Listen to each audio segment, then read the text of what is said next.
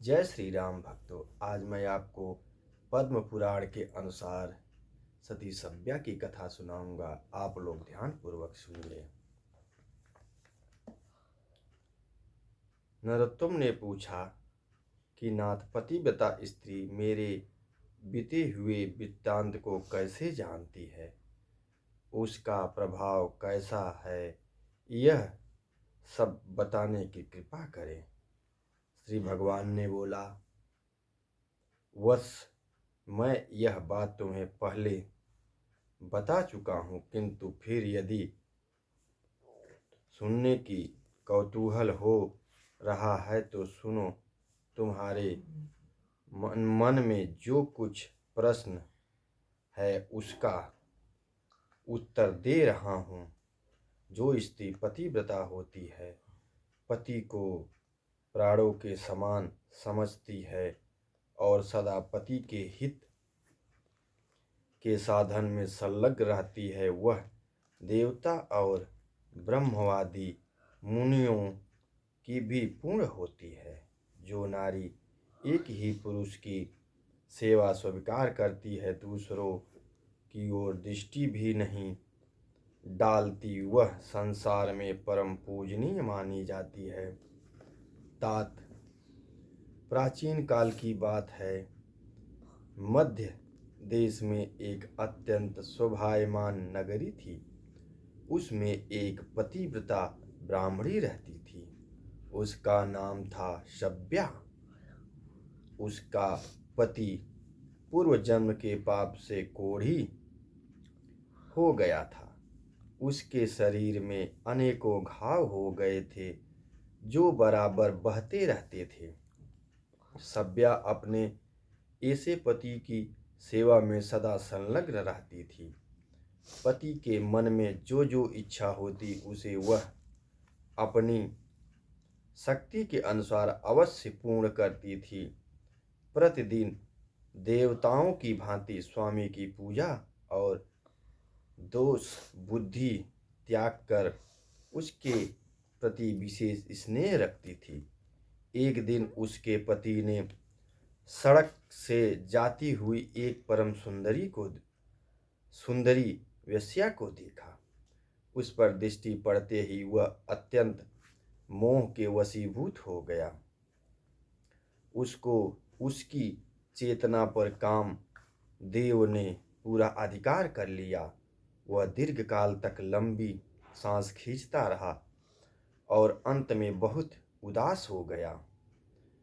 उसका उच्छ्वास सुनकर पतिव्रता घर से बाहर आई और अपने पति से पूछने लगी, नाथ, आप उदास क्यों हो गए हैं?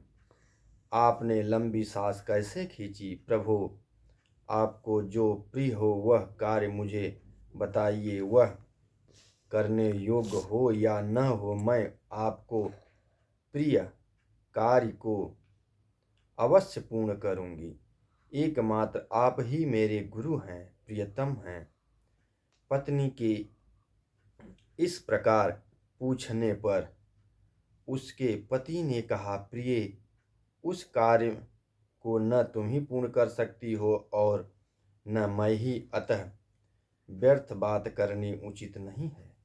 पतिव्रता बोली, नाथ, मुझे विश्वास है मैं आपका मनोरथ जानकर उस कार्य को सिद्ध कर सकूंगी। आप मुझे आज्ञा दीजिए।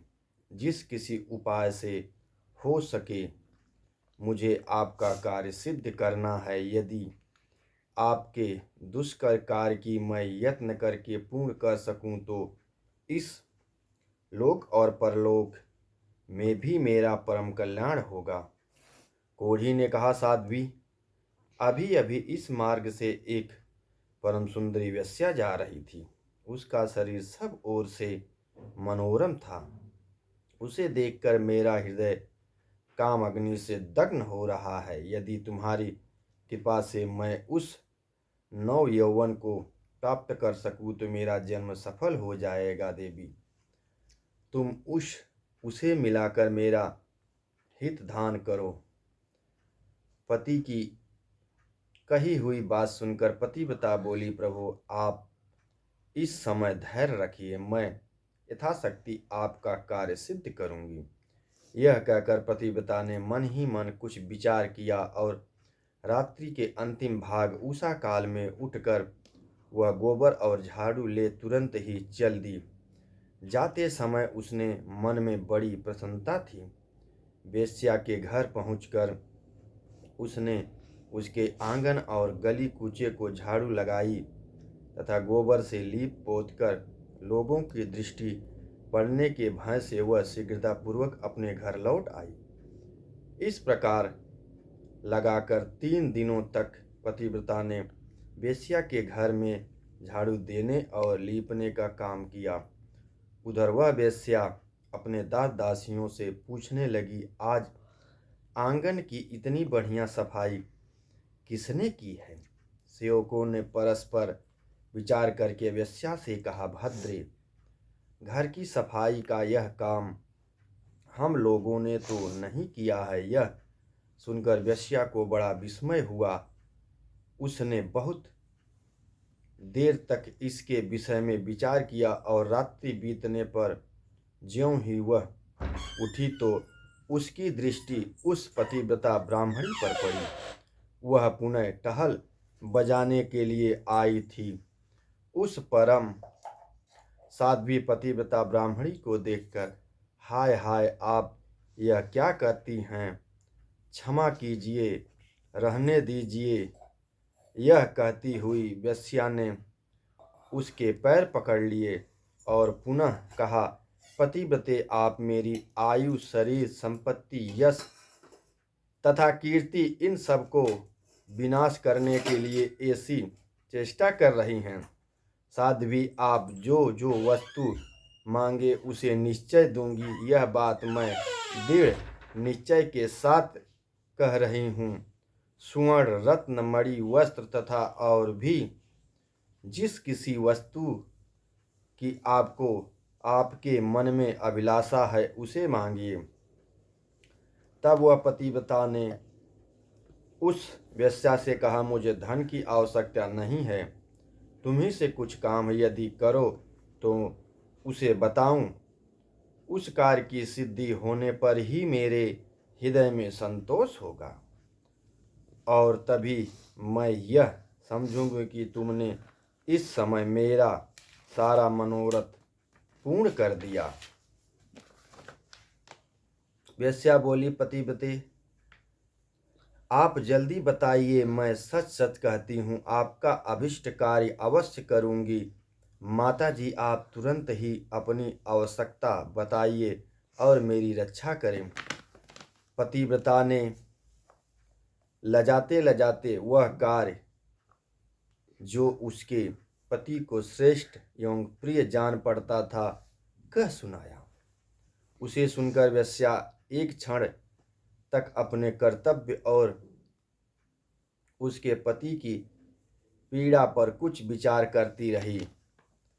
दुर्गंध युक्त कोढ़ी मनुष्य के साथ संसर्ग करने की बात सोचकर उसके मन में बड़ा दुख हुआ। वह पतिव्रता से इस प्रकार बोली, देवी, यदि आपके पति मेरे घर पर आए तो मैं एक दिन उनकी इच्छा पूर्ण करूंगी।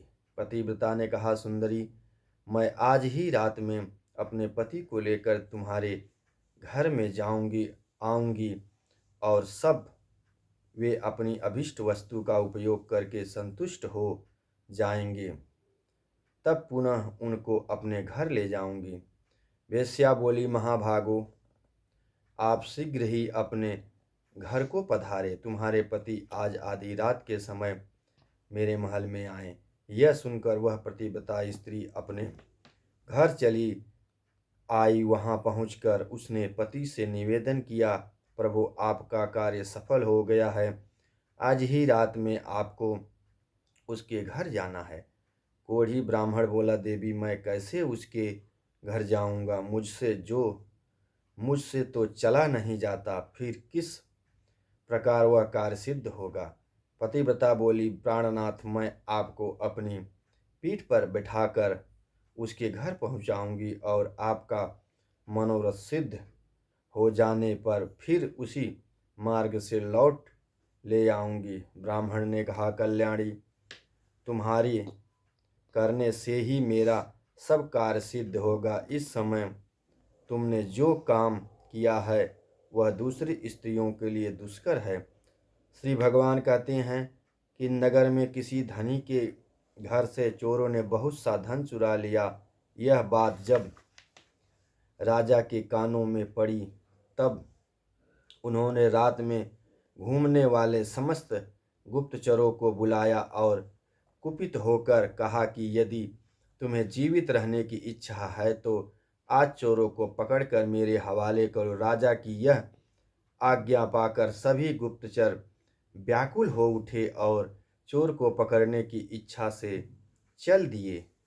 उस नगर में के पास ही एक घना जंगल था, जहाँ एक वृक्ष के नीचे महातेजस्वी मुनिवर मांडव्य समाधि लगाए बैठे थे। वे योगियों में प्रधान महर्षि अग्नि के समान दीप्यमान हो रहे थे। ब्रह्मा जी के समान तेजस्वी उन महामुनि को देखकर दुष्ट गुप्तचरों ने आपस में कहा कि यही चोर है, यह धूर्त अद्भुत रूप से बनाए है, इस जंगल में निवास करता है। यूँ कहकर उन पापियों ने मुनिश्रेष्ठ महामंडव्य को बांध लिया किंतु उन कठोर स्वभाव वाले मनुष्यों में न तो उन्होंने कुछ मनुष्यों से कुछ कहा और न ही उनकी ओर दिष्टता ही किया। जब गुप्तचर उन्हें बांधकर राजा के पास ले गए तो राजा ने कहा, आज मुझे चोर मिला है, तुम लोग इसे नगर के निकटवर्ती प्रवेश द्वार के मार्ग पर ले जाओ और चोर के लिए जो नियत दंड है वह इसे दे दो। उन्होंने मांडव्य मुनि को वहां ले जाकर मार्ग में गड़े हुए सूल पर रख दिया। वह सूल मुनि के गुदा से प्रविष्ट होकर मस्तक के पार हो गया। उसका सारा शरीर सूल से बिध गया। इसी बीच में आधी रात को चोर अंधकार में जब कि आकाश में घटाएं घिरी हुई थी, वह पतिव्रता ब्राह्मणी अपने पति को पीठ पर बिठाकर वेश्या के घर जा रही थी।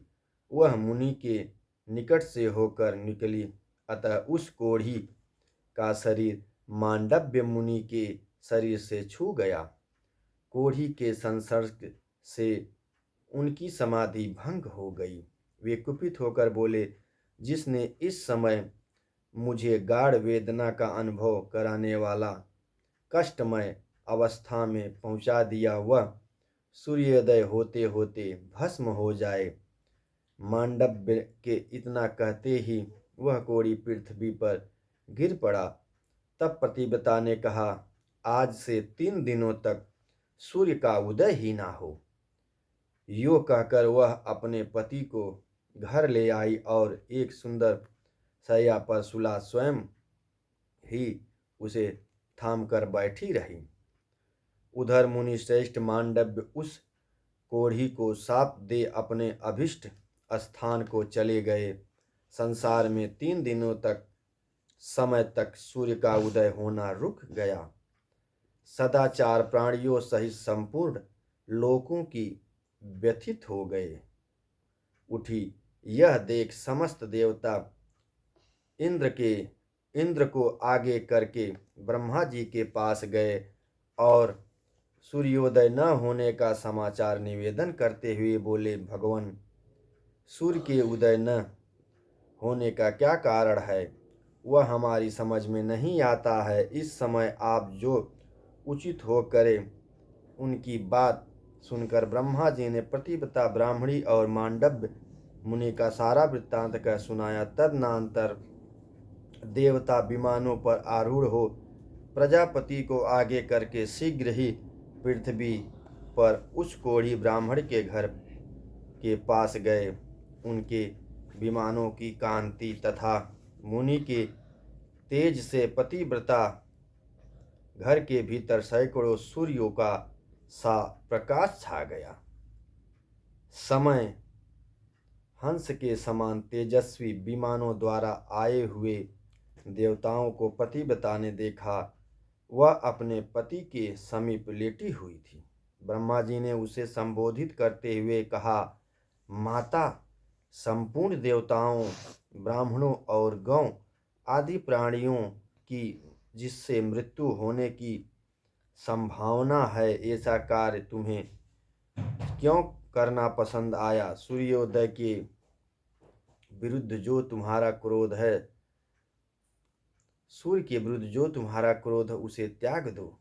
पतिव्रता बोली, भगवान, एकमात्र पति ही मेरे गुरु हैं। ये मेरे लिए संपूर्ण लोकों से बढ़कर हैं। सूर्योदय होते ही मुनि के शाप से उनकी मृत्यु हो जाएगी। इसी हेतु से मैंने सूर्य को शाप दिया है। क्रोध, मोह, लोभ, मत्सर अथवा काम के वश में होकर मैंने ऐसा नहीं किया है। ब्रह्मा जी ने कहा, माता, जब एक की मृत्यु से तीनों लोक का हित हो रहा है, ऐसी दशा में तुम्हें बहुत अधिक पूर्ण होगा। पतिव्रता बोली, पति का त्याग करके मुझे आपका परम कल्याणमय सत्यलोक भी अच्छा नहीं लगता है। ब्रह्मा जी ने कहा, देवी, सूर्योदय होने पर जब सारी त्रिलोक की व्यवस्था हो जाएगी, तब तुम्हारे पति के भस्म हो जाने पर भी मैं तुम्हारा कल्याण साधना करूँगा। हम लोगों के आशीर्वाद से यह कोढ़ी ब्राह्मण कामदेव के समान सुंदर हो जाएगा। ब्रह्मा जी के ये यो कहने पर उस सती ने क्षण भर कुछ विचार किया। उसके बाद हाँ कहकर उसने स्वीकृति दे दिया। फिर तो तत्काल सूर्योदय हुआ और मुनि के शाप से पीड़ित ब्राह्मण राख का ढेर हो गया। फिर उस राख से कामदेव के समान सुंदर रूप धारण किए वह ब्राह्मण प्रकट हुआ। यह देखकर समस्त पुरवासी बड़े विस्मय पड़े। देवता प्रसन्न हो गए। सब लोगों का चित्त पूर्ण स्वास्थ्य हुआ। उस समय स्वर्गलोक से सूर्य के समान तेजस्वी एक विमान आया और वह साध्वी पति के साथ उस पर बैठकर देवताओं के साथ स्वर्ग को चली गई। सुबह भी ऐसी ही पतिव्रता है, इसीलिए मेरे समान उस सातित्य के प्रभाव से ही वह मूल, भविष्य और वर्तमान तीनों कालों की बातें जानती है। जो मनुष्य इस परम उत्तम पूर्णमय उपाख्यानों को लोकों में सुनाएगा, उसके जन्म जन्मांतर के किए हुए पाप नष्ट हो जाएंगे। जय श्री राम भक्तों, यह वीडियो ज़्यादा से ज़्यादा शेयर करिए, क्योंकि इसको शेयर करने से मनुष्यों का जीवन सफल हो जाता है। इसमें कोई संशय नहीं है, ये शास्त्र की बातें हैं। वीडियो को ज़्यादा से ज़्यादा पतिव्रता स्त्रियों तक भेजिए, और जो भी भटके लोग हैं इस संसार में, वो सही मार्ग पे आएंगे। तो जैसा मैंने कहा कि वीडियो ज़्यादा से ज़्यादा शेयर और सब्सक्राइब करते जाइए, धर्म की रक्षा करिए। जय श्री राम।